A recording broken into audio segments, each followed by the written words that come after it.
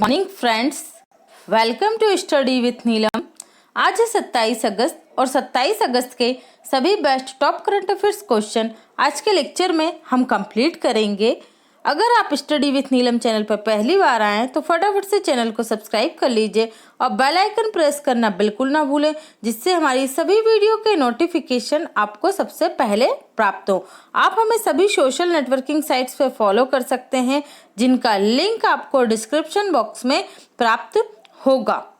Okay friends, आप हमारे app को भी गूगल प्ले स्टोर से डाउनलोड कर सकते हैं, जो आपको स्टडी विथ नीलम के नाम से सर्च करना पड़ेगा। आप डाउनलोड करके देखिए, आपको स्टडी का एक नया एक्सपीरियंस यहाँ प्राप्त होगा। चलिए तो फटाफट शुरू करते हैं हम आज का लेक्चर। हाल ही में जारी आंकड़ों के अनुसार निम्न में से कौन सा राज्य प्रधानमंत्री मुद्रा योजना के अंतर्गत महिलाओं को ऋण देने में प्रथम स्थान पर है? तो राइट आंसर होगा तमिलनाडु। ओके, तमिलनाडु प्रथम स्थान पर है, दूसरे स्थान पर है आपका वेस्ट बंगाल और तीसरे स्थान पर है कर्नाटक। ओके, तो ये तीनों ही आप रैंक याद रखेंगे, पहला तमिलनाडु, दूसरा वेस्ट बंगाल, तीसरा कर्नाटक। प्रधानमंत्री मुद्रा योजना का प्रारंभ हुआ था 2015 में। कब हुआ था इसका प्रारंभ? 2015 में। और इस योजना का उद्देश्य था जो नॉन कोऑपरेटिव और छोटे लघु और मध्यम उद्योग हैं उन्हें ऋण प्रोवाइड करना, जिससे उनकी उन्नति हो सके। तो जो तमिलनाडु है, तमिलनाडु के द्वारा इसमें लगभग 27 करोड़ रुपए का ऋण बांटा गया है। 227 करोड़ का ऋण बांटा गया है और इस तरह यह पहले स्थान पर है किसी योजना को लागू करने में या उसके तहत सर्वाधिक ऋण देने में, प्रधानमंत्री मुद्रा योजना। तो बात कर लेते हैं हम तमिलनाडु की। तमिलनाडु की लोकेशन आपको बता देती हूँ। ये है तमिलनाडु की लोकेशन जो आप येलो कलर में देख रहे हैं। तमिलनाडु के राज्यपाल हैं बनवारी लाल पुरोहित, मुख्यमंत्री हैं एडापट्टी के पलानी स्वामी, यहाँ की राजधानी है चेन्नई। क्या है राजधानी? चेन्नई है। तो ये सारे पॉइंट आप तमिलनाडु से याद रखेंगे। निम्न में से किस रेलवे स्टेशन पर बैगेज सैनिटाइजिंग और रैपिंग मशीन लॉन्च की गई है?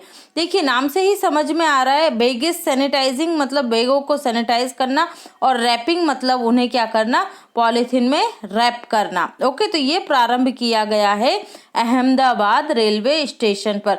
कोविड-19 को देखते हुए अहमदाबाद रेलवे स्टेशन द्वारा यह पहल शुरू की गई और ये देश का पहला ऐसा रेलवे स्टेशन बन गया है जहां पर एयरपोर्ट जैसी सुविधाएं यात्रियों को दी जा रही हैं। ओके, चलिए बढ़ते हैं अगले क्वेश्चन की तरफ। निम्न में से किस बैंक ने किसानों के क्रेडिट योग्यता का आंकलन करने के लिए सैटेलाइट डाटा का उपयोग करने वाला देश का पहला बैंक बन गया है?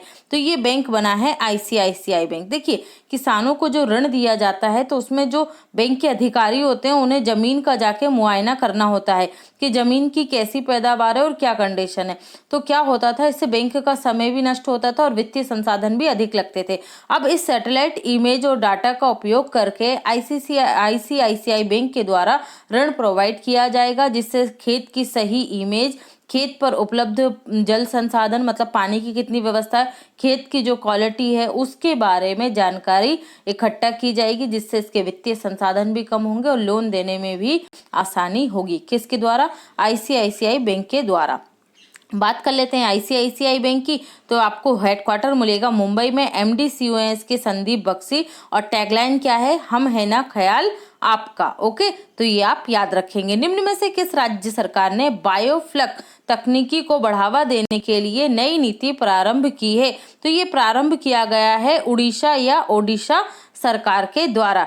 क्या होता है बायोफ्लक तकनीकी? देखिए, बायोफ्लक तकनीकी का मतलब होता है इस तरीके से सीमेंट के टैंक बना देना और कम क्षेत्र में, ठीक है, कम क्षेत्र में अधिक उत्पादन करना।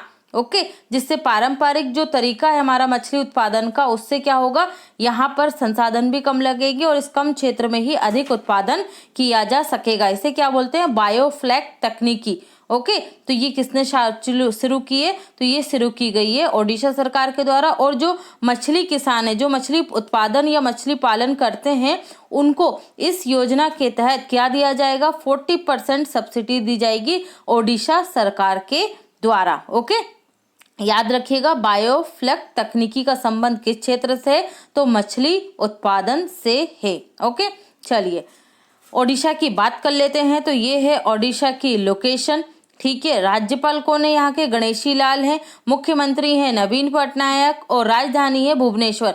भुवनेश्वर में मिलेगा आपको वेस्ट टू एनर्जी प्लांट। किसका? भारतीय रेलवे द्वारा स्थापित किया गया है वेस्ट टू एनर्जी प्लांट। और इस वर्ष के पहले खेलो इंडिया यूनिवर्सिटी गेम का पहला संस्करण भी कहाँ खेला गया था?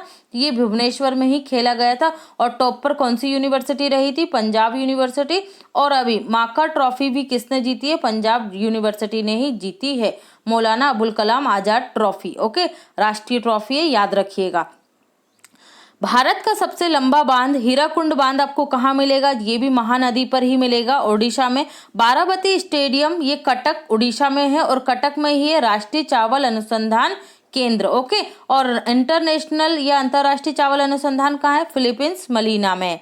और कलिंगा स्टेडियम आपको मिलेगा ओडिशा में। झारसुगड़ा जो हवाई अड्डा है यहाँ का, उसका नाम कर दिया गया है वीर सुरेंद्र हवाई अड्डा। ओके, तो ये सारे पॉइंट आप किससे याद रखेंगे? ओडिशा से याद रखेंगे। एक और चीज यहाँ पर हम देखते हैं, ये जो आप देख रहे हो ये क्या है? ये विश्व की दूसरी और भारत की पहली खारे पानी की सबसे बड़ी झील है, चिल्का झील। और इसे क्या बोलते हैं? लेगून बोलते हैं। तटीय क्षेत्र में स्थित नदी को, झील को क्या बोला जाता है? लेगून झील। तो ये भी आप याद रखेंगे। निम्न में से किस देश की army 2020 international military and technical forum में इंडियन पवेलियन का उद्घाटन किया गया? तो ये किया गया है रूस में। कहाँ किया गया है? रूस में। देखिए भाई, जो रूस में हमारे कौन है? राजदूत हैं। कौन है हमारे राजदूत रूस में? DVV वेंकटेश, ठीक है, DVV वेंकटेश भारतीय राजदूत हैं। और हमारे रक्षा सचिव कौन है वहां पर? तो वो है राजकुमार, रक्षा सचिव राजकुमार। इन दोनों ने मिलकर रूस में भारतीय पवेलियन का उद्घाटन किया है। ओके, तो ये आप याद रखेंगे। बात कर लेते हैं हम रूस की। तो रूस की राजधानी क्या है? मॉस्कोवा है। मुद्रा है रूबल। और यहाँ के राष्ट्रपति कौन है? व्लादिमीर पुतिन है। और प्रधानमंत्री मिखाइल मिशुस्टिन है। और यहाँ की संसद को क्या कहा जाता है? तो ड्यूमा कहा जाता है। Okay, Dumas. और डाइट कहाँ की होती है? तो वो जापान की होती है। और दोनों से ही क्वेश्चन बनते हैं स्टैटिक्स जीके के, तो बिल्कुल ना भूलें आप लोग। ओके, चलिए बढ़ते हैं अगले क्वेश्चन की तरफ। हाल ही में किसने मेंटल कैलकुलेशन वर्ल्ड कप में भारत के लिए पहला स्वर्ण पदक जीता है? तो ये जीता है दिल्ली यूनिवर्सिटी के छात्र नीलकंठ भानु प्रकाश ने। किसने जीत लिया है? नीलकंठ भानु प्रकाश ने। इन्होंने इस वर्ल्ड रिकॉर्ड के तहत बहुत ही शानदार कैलकुलेशन किया, जिसमें इन्होंने जो मानव कंप्यूटर कहलाती थी, कौन? शकुंतला देवी, ठीक है, सबसे बड़ी गणितज्ञ हैं जिनके ऊपर एक मूवी भी आ चुकी है, शकुंतला देवी। और स्कॉट फैलेंस वर्ग के रिकॉर्ड को इन्होंने तोड़ा है, ठीक है। दोनों ही महान गणितज्ञ थे और दोनों के रिकॉर्ड को नीलकंठ भानु प्रकाश ने तोड़ दिया है। इन्होंने इस रिकॉर्ड को बनाने के लिए 4 वर्ल्ड रिकॉर्ड तोड़े और 4 वर्ल्ड रिकॉर्ड बनाए और 50 Limca book of world record को भी अपने नाम किया है। और ये बन गए हैं भारत के इस क्षेत्र में पहले स्वर्ण पदक विजेता। ओके, नीलकंठ भानु प्रकाश। अब ये क्या कहलाएंगे? Human calculator. ओके, इन्हें याद रखिएगा। ह्यूमन कैलकुलेटर के नाम से हाल ही में कौन चर्चा में रहे? तो नीलकंठ भानु प्रकाश चर्चा में रहे हैं। ओके, ये आप याद रखेंगे। हाल ही में WHO निम्न में से किस महाद्वीप को पोलियो से मुक्त होने का ऐलान किया है? देखिए, मैं आपको कंडीशन बताती हूँ। भारत जब पोलियो मुक्त नहीं हुआ था तब 4 देश थे। एक नाइजीरिया, ठीक है, नेक्स्ट था अफगानिस्तान, पाकिस्तान और भारत, ठीक है। भारत मुक्त हो गया 2014 में, शायद 2014 में भारत मुक्त हुआ। और नाइजीरिया 2020 में मुक्त हो चुका है। और अब सिर्फ भारत, अफगानिस्तान और पाकिस्तानी 2 ऐसे देश हैं विश्व में जो पोलियो मुक्त नहीं है, वरना पूरा विश्व क्या हो चुका है, पोलियो मुक्त हो चुका है। तो यहाँ पर राइट आंसर होगा अफ्रीका। ठीक है, कौन सा महाद्वीप है, अफ्रीका महाद्वीप। देखिए 4 साल का रिकॉर्ड देखा जाता है कि 4 साल में, पिछले 4 साल में कोई किसी भी तरीके का पोलियो का मरीज नहीं देखा गया पूरे अफ्रीका में। ओके, उसके बाद ये क्या दिया गया है, ऐलान कर दिया गया WHO के द्वारा कि अफ्रीका अब पोलियो मुक्त देश घोषित कर दिया गया है। वर्ल्ड हेल्थ ऑर्गेनाइजेशन की बात कर लेते हैं तो स्थापना हुई थी 7 अप्रैल 1948 को, और 7 अप्रैल को ही कौन सा दिवस मनाता है WHO, विश्व स्वास्थ्य दिवस। ठीक है, वर्ल्ड हेल्थ डे। और WHO एक और दिवस मनाता है 31 मई को, नो टोबैको डे। ठीक है, तंबाकू निषेध दिवस। और तंबाकू निषेध दिवस के अवसर पर ही 2020 में बिहार और झारखंड में एक NGO है, क्या नाम है, सीड NGO को पुरस्कार से सम्मानित किया था WHO ने। मुख्यालय आपको मिलेगा जेनेवा, स्विट्जरलैंड में। वर्तमान में प्रमुख है टेड्रोस अधानोम। कोविड-19 के बाद आपने इनको बहुत देखा होगा। और ये किस देश से हैं, तो ये हैं इथोपिया से। कहाँ से हैं, इथोपिया से, टेड्रोस अधानोम। ठीक है, तो ये आप याद रखेंगे WHO से। निम्न में से किसे SBI म्यूचुअल फंड के MD CEO के रूप में नियुक्त किया गया है, तो ये नियुक्त किए गए हैं विनेश टोन्से। कौन नियुक्त किए गए हैं, विनेश टोन्से। देखिए मैंने SBI से रिलेटेड सारे जितने भी आपके डाउट थे वो सब एक जगह बिल्कुल क्लियर कट कर दिए। अब आपको कोई डाउट नहीं होना चाहिए। SBI म्यूचुअल फंड के जो MD CEO हैं वो कौन बन गए, विनय टोन्से बन गए। SBI मैनेजिंग डायरेक्टर या SBI MD कौन है, अश्विनी भाटिया है। पहले अश्विनी भाटिया ही थे क्या, SBI म्यूचुअल फंड के MD CEO। अब इनके स्थान पर कौन बन गए, विनय टोन्से बन गए हैं और अश्विनी भाटिया बन गए हैं SBI के MD। Okay, SBI general insurance के MD CEO कौन बने हैं, तो PS कांडपाल बने। कौन है, PS कांडपाल। और SBI कार्ड के MD CEO कौन है, अश्विनी कुमार तिवारी। कौन है, अश्विनी कुमार तिवारी। चारों ही अपॉइंटमेंट रिसेंट की हैं और चारों ही आपके एग्जाम पॉइंट ऑफ व्यू से इंपॉर्टेंट है। तो क्लियर कट याद रखिएगा, बिल्कुल कंफ्यूज मत होइएगा। ओके, चारों को ऐसे के ऐसे ही अपने नोट्स में नोट कर लीजिएगा ताकि आप फिर कभी ना भूलो। ओके, चलिए, हाल ही में महिला समानता दिवस कब मनाया गया, तो ये मनाया गया है 26 अगस्त को। कब मनाया गया महिला समानता दिवस, 26 अगस्त को मनाया गया। महिलाओं को क्या कौन सा अधिकार मिला था, इस दिन महिलाओं को मिला था समानता से मतदान करने का अधिकार। और मतदान करने के अधिकार को प्रासंगिकता बनाए रखने के लिए इस दिवस को मनाया जाता है प्रतिवर्ष 26 अगस्त को। अब मैं डेली आपको पूरे के पूरे डे रिवाइज करवाती थी। ठीक है, 1 अगस्त से लेकर 26 अगस्त तक के। अब आपको क्या करना है, आज मैं रिवाइज नहीं करवा रही हूँ, आपको ये करना है कि कमेंट सेक्शन में जाइए, जो जो डे आपको याद है वो लिखकर बताइए। ओके, तो फिर देखते हैं कौन लिखकर बताता है। और जिसने लिखकर बताया उससे आपको जितने आते हैं, ऐसा जरूरी नहीं पूरा का पूरा लिखो, जितने आ रहे हैं उतने लिखो। ठीक है, पूरे लिखने की कोई जरूरत नहीं है, जितने आपसे बन रहा है, जितना आपसे बन जाएगा एटलीस्ट वो आपका स्ट्रॉन्ग होगा। ओके, चलिए तो देखेंगे कौन करता है। हाल ही में जम्मू कश्मीर सरकार द्वारा कश्मीरी केसर के व्यापार को बढ़ावा देने के लिए किस पोर्टल को प्रारंभ किया गया, तो ये प्रारंभ किया गया है ई नीलामी। देखिए कश्मीरी जो केसर इसे GI टैग मिल चुका है 2020 में, ये याद रखेंगे आप। ठीक है, कश्मीरी केसर को मिला है क्या, GI टैग। और इसके जो बाजार है, बाजार की उपलब्धता प्रदान करने के लिए, क्योंकि आपने देखा कोविड-19 के कारण जो केसर उत्पादक किसान थे उनकी स्थिति बहुत ही निम्न हो गई। उन्हें इतनी मूल्यवान जो ये उत्पाद है इसको बहुत कम दामों पर देना पड़ा, क्योंकि उन्हें मिनिमम प्राइस भी नहीं मिल रहे थे, क्योंकि ट्रांसपोर्टेशन नहीं हो पा रहा था।